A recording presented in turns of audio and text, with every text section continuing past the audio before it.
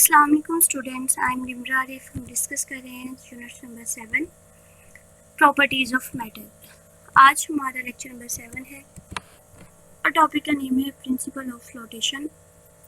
आज हम principle of flotation को डिस्कस करेंगे और साथ उसके कुछ एग्जांपल्स को डिस्कस करेंगे। प्रिंसिपल ऑफ फ्लोटेशन क्या है? अब फ्लोटेशन का मतलब तो फ्लोट करना। फ्लोट का मतलब क्या है कि किसी भी चीज़ का लिक्विड के ऊपर तैरना, ठीक है। उसको हम किसका नाम लेते हैं? फ्लोटेशन का नाम लेते हैं। प्रिंसिपल क्या है? अ फ्लोटिंग ऑब्जेक्ट, यानी कि जो ऑब्जेक्ट जो लिक्विड पर फ्लोट कर रहा है, तैर रहा है, ठीक है। डिस्प्लेसेस अ फ्लूइड, वो क्या करेगा? उस फ्लूइड को या लिक्विड को डिस्प्लेस करेगा। Having weight equal to the weight of the object, यानी कि ऑब्जेक्ट का जितना वेट होगा, ठीक है। फॉर एग्जाम्पल हमारे पास कोई ऑब्जेक्ट है जिसका वेट है 20 न्यूटन। जैसे ही हम उसे क्या करते हैं? पानी में रखते हैं, ठीक है। तो पानी में रखते ही वो क्या होगा? पानी पर तैरना शुरू हो जाएगा, ठीक है। अब जब वो पानी में तैरेगा तो जितना उसका वेट है, मतलब 20 न्यूटन उसका वेट है ना, तो वो पानी में जाते ही 20 न्यूटन वेट जो लिक्विड होगा, ठीक है, या फ्लूइड होगा, उसको वो क्या कर देगा? डिस्प्लेस करेगा। अब कुछ ऐसे हमारे पास सब्सटेंसेस होते हैं, ठीक है, जो पानी पर तैरते हैं, लेकिन कुछ ऐसे भी होते हैं जो पानी पर नहीं तैरते।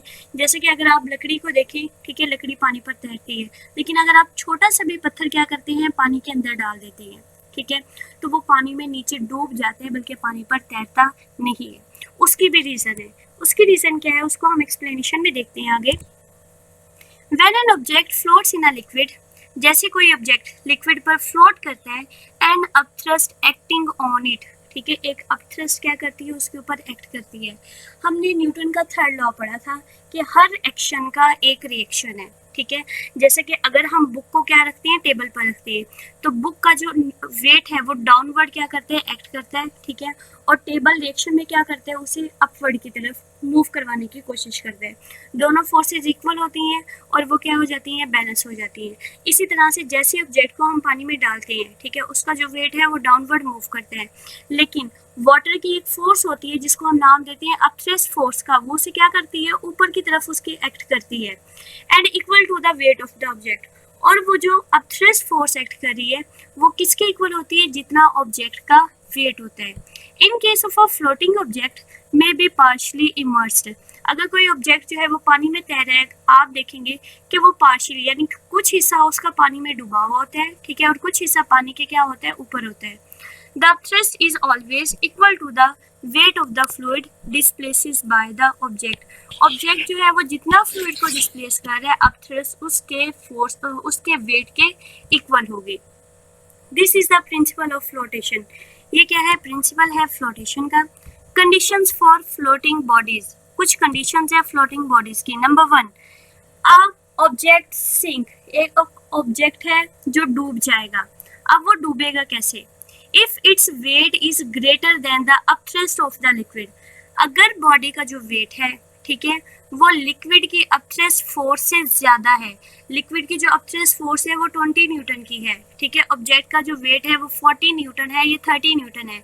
जब वेट ज्यादा हो जाएगा, ठीक है, वेट के ज्यादा होने की वजह से वो बॉडी क्या हो जाएगी? सिंक कर जाएगी, डूब जाएगी, ठीक है। और एन ऑब्जेक्ट फ्लोट्स, एक ऑब्जेक्ट जो है वो पानी पर तैरेगा। कब पानी पर तैरेगा? If its weight is equal, अगर उसका वेट इक्वल हो, और लेस देन, या फिर क्या हो? कम हो, the upthrust of a liquid acting on it, ठीक है। अगर लिक्विड के अपथ्रस्ट फोर्स ज्यादा है वेट से, ठीक है, या फिर वेट के इक्वल है, तो बॉडी क्या होगी? पानी पर तैरेगी। और अगर वो कम है, ठीक है, अपथ्रस्ट फोर्स कम है, वेट ज्यादा है, तो वो बॉडी क्या होगी? सिंक कर जाएगी। शॉर्ट क्वेश्चन है कि why a wooden block floats on water, कि एक लकड़ी का जो ब्लॉक है वो पानी में तैरता है, ठीक है, उसकी रीजन क्या है? अगर आप देखें कि इसी प्रिंसिपल ऑफ फ्लोटेशन पर ही, ठीक है, इतनी ज़्यादा कश्तियाँ वगैरह बनाई जाती हैं, बहरी जहाज़ बनाए जाते हैं जो पानी में तैर रहे होते हैं, उनमें इतना सारा सामान भी होता है लेकिन वो डूबते नहीं है। वो किसको फॉलो करते हैं? प्रिंसिपल ऑफ फ्लोटेशन को फॉलो करते हैं, ठीक है।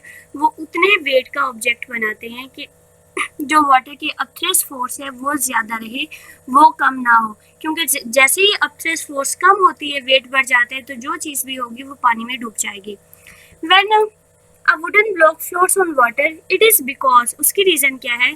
Weight of an equal volume of water displaced by a wooden block is greater than the weight of the wooden block. अब हमें अपथ्रेस फोर्स का पता कैसे चलेगा?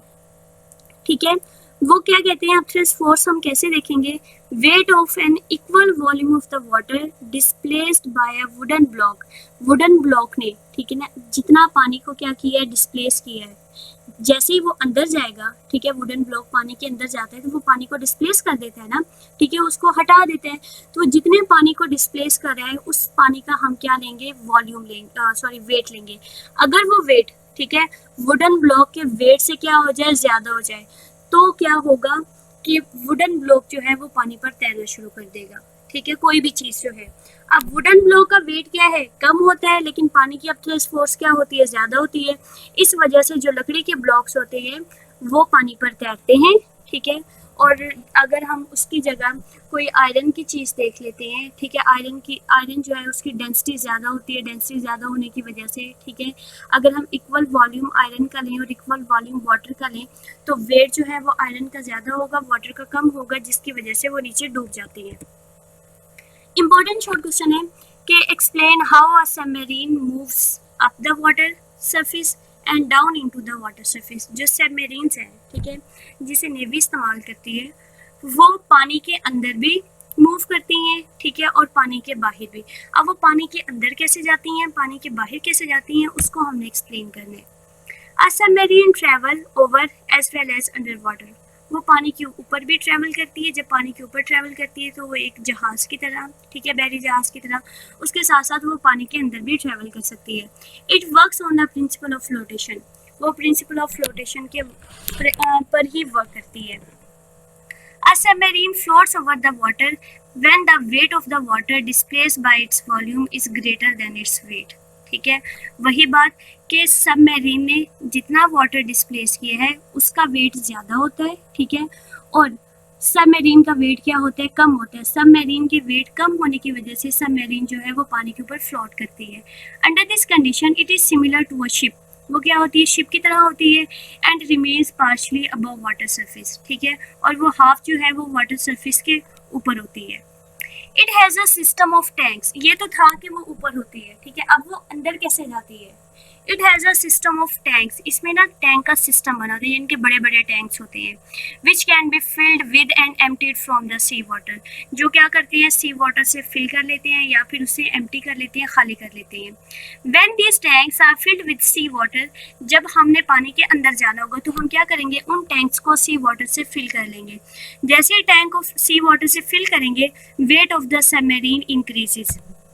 जो सबमरीन का वेट है वो इंक्रीज हो जाएगा, बढ़ जाएगा। As soon as its weight becomes greater than the upthrust acting on it, ठीक है, जैसे ही उसका वेट अपथ्रस्ट से ज़्यादा होगा, it dives into water and remains under water. वो पानी के अंदर चली जाएगी और पानी के अंदर ही रहेगी।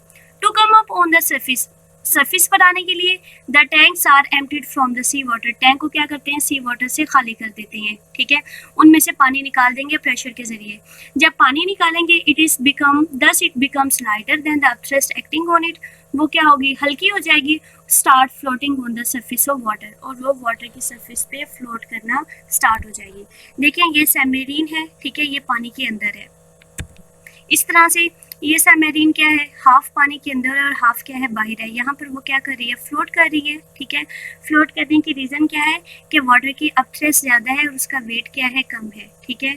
अब वो पीछे क्या हो गई है, नीचे डाइव कर गई है, ठीक है, पानी के अंदर है। उसकी रीज़न क्या है कि हमने जैसे ही टैंक्स को सी वाटर से फिल किया, टैंक्स को सी वाटर से फिल करने से जो वेट है सबमरीन का वो ज़्यादा हो जाएगा। वेट के ज़्यादा होने की वजह से वो क्या होगी, डाइव कर जाएगी, ठीक है। बहुत इंपॉर्टेंट शॉर्ट क्वेश्चन है, आपने इसे अच्छी तरह से याद करना है।